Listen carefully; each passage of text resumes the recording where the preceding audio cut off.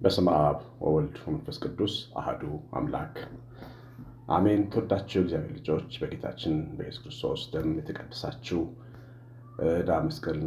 ዕዳን በመስቀል ሲከፍል ዕዳ የተከፈለለት ሕዝብ የሆናችሁ የሰላም የምሕረት ልጆች የሆናችሁ ሁላችሁ ልዩ ሦስትነቱን የምታምኑ ብሩካን የእግዚአብሔር ልጆች እንደምንቆያችሁ ሁሉን የሚችል አምላክ ጌታ ክብር ምስጋና ይገባዋል። እንኳን ለአዲሱ ዓመት ዘመነ ማርቆስ በሰላም አድረሳችሁ የእግዚአብሔር ልጆች። ባለፈው ለዚህ ለአዲስ ዓመት ዋዜማ አንድ ወጣት እናግዛለን ብለን ነበር። ስላደረጋችሁት አስተዋጽኦ እጃችሁን ዘርግታችሁ ይህንን ቤተሰብ ስላገዛችሁ እግዚአብሔር በረከቱን ለቤታችሁ ለልጆቻችሁ ይስጥ፣ በመልካም በጎ ይመልስላችሁ። የሰማይ አምላክ የሚረዳውና የሚያግዘው ሕዝብ ያርጋችሁ። እግዚአብሔር ባርካችሁ። ዛሬ በመንፈስ ቅዱስ ሐሳብ የምንመለከተው ቅዱስ ሉቃስ በጻፈው ሉቃስ ወንጌል ምዕራፍ 12 ቁጥር 20 ቁጥር 35 ላይ የተጻፈውን የጌታችን የኢየሱስ ክርስቶስን ትምህርት ነው የምንመለከተው። ወገባችሁ የታጠቀ መብራታችሁ የበራ ይሁን፣ እናንተም ጌታቸው መጥቶ ደጁን ሲያንኳኳ ወዲያው እንዲከፍቱለት ከሰርግ እስኪመለስ ድረስ የሚጠብቁ ሰዎችን ምሰሉ። ጌታቸው በመጣ ጊዜ ሲተጉ የሚያገኛቸው እነዚያ ባሪያዎች ብፁዓን ናቸው። እውነት እላችኋለሁ ታጥቆ በማዕድ ያስቀምጣቸዋል፣ ቀርቦም ያገለግላቸዋል። እንግዲህ ይሄ ሐሳብ የትጋት ሐሳብ ነው። በጌታችን በኢየሱስ ክርስቶስ በማመን የሚገኘው የዘላለም ሕይወት ክብር ተካፋዮች ስለሆነን እናመሰግነዋለን። እኛ ይሄንን ክብር ከባዕዳን ሰዎች አንሰማም። እኛው ኦርቶዶክሳዊ ቤተክርስቲያን የዘላለም ድነት ተቀበልን መሆናችንን ሀብተ ወልድ ስመ ክርስትናን መቀበላችንን ነግራናለች። ይህንን አውቀን አምነን በጌታችን የተቀበልነውን የዘላለም ክብር አክብረን አመስግነን ሁልጊዜ እንኖራለን። ይሄ ግን ጥሪ ህይወቱ ግን ኑሮ አለው። ይሄ ህይወት የሰው ልጅ ትጋት የሚፈልግ ህይወት ነው። ስለዚህም ጌታችን ኢየሱስ ክርስቶስ ለአዳነው ሕዝብ በሰበከው ወንጌል ውስጥ የተናገረውን ይህንን የትጋት ትምህርት ነው ዛሬ መንፈስ ቅዱስ ሊነግረን የፈለገው። ለምን ከፊት ለፊታችን አዲስ ዓመት ተሰጥቶናል፣ እንድንኖርበት እግዚአብሔር ፈቅዶልናል። በዚህ ዓመት በእነዚህ ወራቶች ወገባችን የታጠቀ መብራታችን የበራ እንድንሆን ነው የነገረን። የወገብ መታጠቅ ትጋትን ነው የሚያሳየው። ባሮች ወገባቸውን አስረው ነው ሲያገለግሉ የነበሩት። ለምን? ጎንበስ ቀና የሚል ሰው ወገቡ በቀላሉ ስለሚታመም ያንን የወገቡን ህመም ታግሶ ስራውን እንዳያቋርጥ ነው የሚደረገው። እናቶቻችን ብዙ ወልደው ደክመው ግን ደግሞ ቤቱን ለመመገብ ጎንበስ ቀና ሲሉ የወገን መቀነት አላቸው። የእናቶች መቀነት የሚባለው የእናቶች የወገብ ማሰሪያ ነው። ጎንበስ ቀና የሚል ወገባቸውን ህመም ለማስታገስ እና ያንን ትጋታቸው እንዳይቋረጥባቸው በህመማቸው ምክንያት እንዳይደክሙ እንዳይሰንፉ ራሳቸውን የሚያክሙበት ባህላዊ ሕክምና ነው ያ የወገብ መቀነት። ጌታ ኢየሱስ ክርስቶስ በዚህ ምሳሌ ነው የሚነግረን፣ እናንተ ወገባችሁን ታጠቁ። ምክንያቱም ጎንበስ ቀና ስትሉ፣ ጎንበስ ቀና ስንል የሚታመም አካል አለን። እውነት ለመናገር ጌታን መስሎ ለመኖር የሚፈልግ ሰው ህመምን ይቋቋማል፣ ይታገሳል። ከራሱ ጋር ከፍላጎቱ ጋር ከአደገኛ ማንነቱ ከውስጥ ማዕበሉ ጋር እየታገለ ነው የሚኖረው። በጣም ከባድ ውስጣዊ ህመም አለው። መንፈሳዊነት እንደ ልብ የማይኖርበት ኑሮ ስለሆነ፣ ወለም ዘለም የማይፈልግ ኑሮ ስለሆነ የወገብ መታጠቅ ወይም ጠንካራ ውሳኔ፣ ጠንካራ የትጋት ውሳኔ ይፈልጋል። አምናን በትጋት ሊጸለያችሁ የነበራችሁ በዚሁ ጸሎታችሁ በርትታችሁ ዘንድሮ መቀጠል። አምና በትጋት የምትመጸውቱ ሰዎች ዘንድሮን በዚሁ መንገድ መቀጠል። አምና እንግዳ በመቀበል የምትተጉ ሰዎች ወገባችሁን እንዳያማችሁ አሁንም መቀበል። የእግዚአብሔር ስራ አይቋረጥም። ደከመኝ ተብሎ አይተውም፣ ወይም እስከ መቼ ተብሎ አይባልም። እኛ የዘላለማዊ ጥሪ ያለን ሰዎች ስለሆን እስከ ዘላለም እንሰራው። ጸጋችን ሆኖ ከተሰጠን ደግሞ ልናቋርጠው አንችልም። አምና እሰብካለሁ፣ ዘንድሮ እሰብካለሁ፣ እድሜ ከሰጠኝ ቀጥለው ማለት እናንተም በራሳችሁ እናንተም በተሰጣችሁ ነገር ወገባችን መታሰር አለበት። ስለዚህ ነው ወገብ ትጋትን የሚወክለው። ወገባችሁ የታጠቀ ይሁን ይላል። ሰነፍ ምዕመን፣ ሰነፍ አገልጋይ እንዳይኖር። በአዲሱ ዓመት እግዚአብሔር ዓመታትን አዲስ ያደርጋል፣ ዘመንን ይባርካል፣ በጎ ዕድልን ይሰጣል። ግን ለሚተጉት ነው። ላለው ይጨመርለታል፣ የለውም ካለው ይወሰድበታል የተባለው ትጋት ላለው ነው። ወገቡን ለታጠቀ ሰው ይጨመርለታል። እጅግ የሚደንቃችሁን ነገር ልንገራችሁ። ሉቃስ ወንጌል ምዕራፍ 2 ላይ ጌታ በተወለደ ጊዜ መላእክት ሄደው የተገለጡት መንጋቸውን በትጋት ያገለግሉ ወደ ነበሩ እረኞች ነው ይላል። በዛ ዘመን፣ በዛ ሰዓት፣ በዛ ሌሊት ትጋት የነበራቸው ሰዎች በሌሊት እነሱ ነበሩ። ሁሉም ተኝቶ ነበር። ስለዚህ ለትጉሃን ነው ጌታ ፊቱን ያበራላቸው። ስለዚህ ወገቧን ታጥቃ ለምታገለግል እናት፣ ወገቡን ታጥቆ ቤቱን ለሚመራ አባት፣ ወገቡን ታጥቆ ለሚያገለግል ካህን፣ ወገቡን ታጥቆ አገሩን፣ መንግስቱን፣ የህዝብን ስራ ሲስተም የሚያገለግል የመንግስት ሰራተኛ፣ ወገቡን ታጥቆ አገርን፣ ምድርን የሚያገለግል፣ የተሰደደበትን ሀገር የሚያገለግል፣ የተቀጠረችበትን ቤት የምታገለግል፣ እነዚህ ናቸው የሚባረኩ። ወገባቸው የታጠቀ ይሁን ማለት ልግመኝነት የሌለበት ጠንካራ አቋም ያለው ኑሮ መኖር ማለት ነው። መብራታችሁ የበራ ይሁን። እንግዲህ እነዚህ ሁሉ ነገሮች መብራት ሊኖራቸው ይገባል። ሰው በሌሊት ተነስታ እንደምትሰራ እናት ነው። ይሄ መብራት ሳታበራ ብትተጋ አደጋ አይገጥማትም፣ ተሰናክላ አትወድቅም፣ ከግድግዳ ጋር አትጋጭም፣ ወይም ደግሞ ያስቀመጠችው ድንጋይ አይመታትም። መብራት መመልከቻ ነው፣ ስራን ማቀላጠፊያ ነው።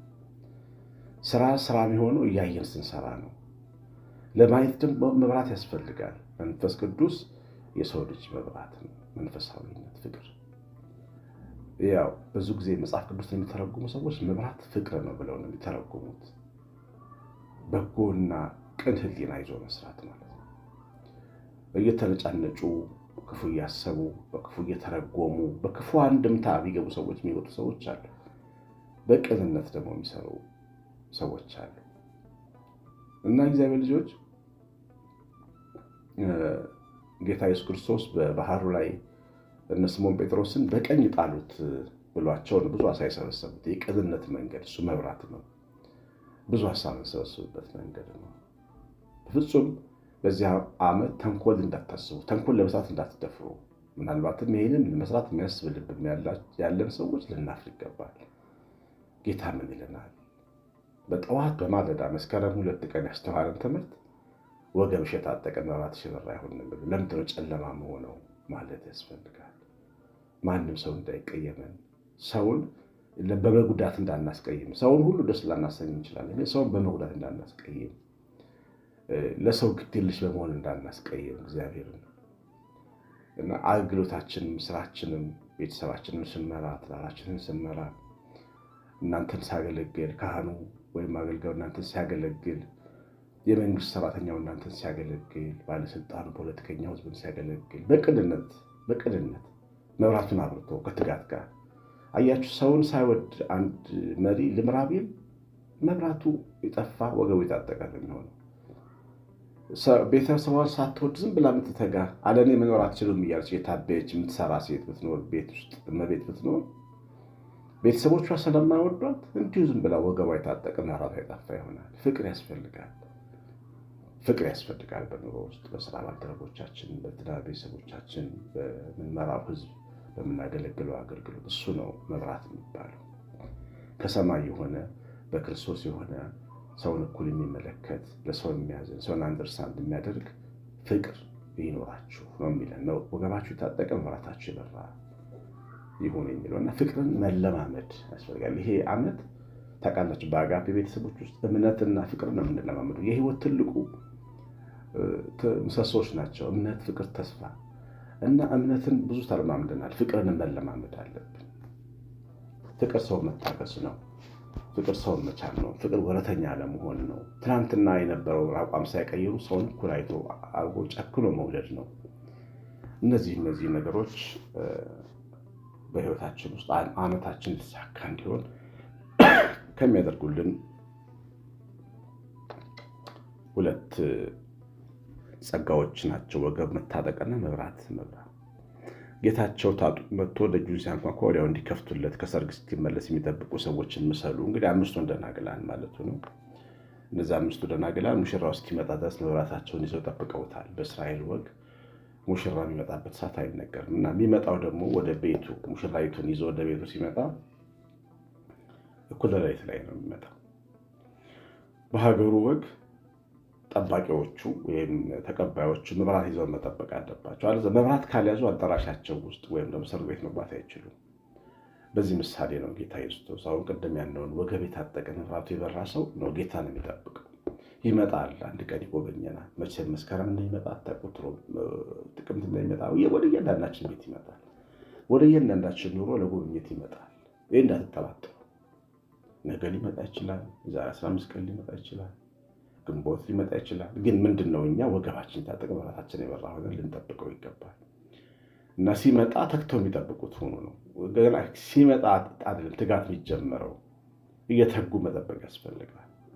እየተጉ ቅድም እንዳየናቸው እረኞች በትጋት መንጋቸው እየጠበቁ ነው እግዚአብሔር መልአክ ይመጡላቸው እና እየተጉ መጠበቅ ነው። ሲመጣ ደግሞ የሚመጣው ልናገለግለው ሰው ሊያገለግለን ነው። አያችሁ፣ በጣም የሚያስገርማችሁ ነገራችሁ። እሱ እኛ ጋር የሚመጣው እኛ ልናገለግለው አይደለም። እና ምንድን ነው የሚላቸው? ታጥቆ በማዕድ ያስቀምጣቸዋል፣ ቀርበውም ያገለግላቸዋል። 37ኛ ቁጥር ላይ ሉቃስ 12 የሚያገለግለው እኛን ነው። ማዕዳችን ሊያስቀምጠናል፣ እንጀራችን ያደላድለዋል።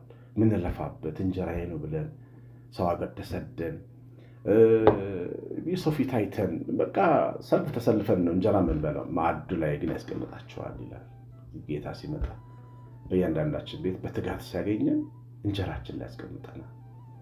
የማንለዋወጥበት፣ የማንፈራበት፣ ምንጠግብበት፣ ምንባረክበት፣ ምንስቅበት፣ ምናካፍለው እንጀራ ላይ ማዕዱ ላይ ያስቀምጠናል።